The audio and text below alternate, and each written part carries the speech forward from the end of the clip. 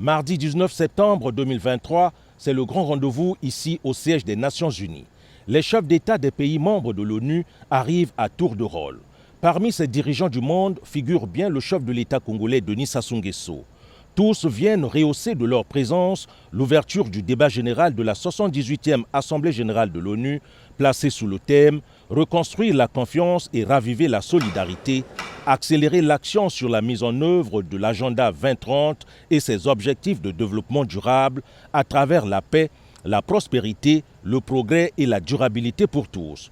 Ce thème décline également les priorités du président de la 78e Assemblée générale, Denis Francis. Au moment où s'ouvrent ces travaux, il y a lieu de souligner les défis qui gangrènent les Nations Unies.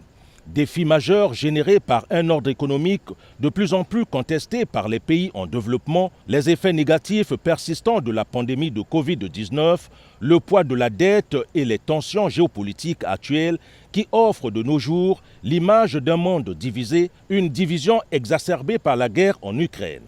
Ce scénario d'un monde à deux vitesses où riches et pauvres se croisent justifie l'appel du secrétaire général de l'ONU pour une action urgente et ambitieuse en vue de changer le cap si l'on veut éviter non seulement la fragmentation des relations financières et économiques, mais encore et surtout l'accentuation des fractures géopolitiques.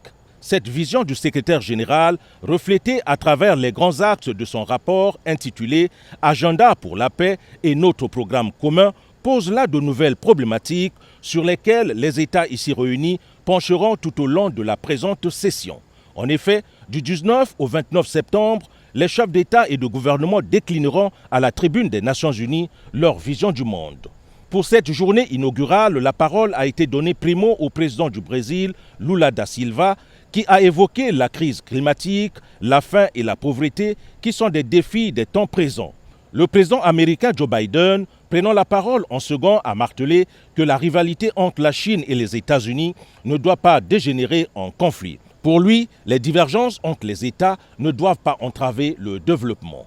Le président de la République, Denis Sassou Nguesso, pour sa part, prendra la parole le jeudi 21 septembre 2023.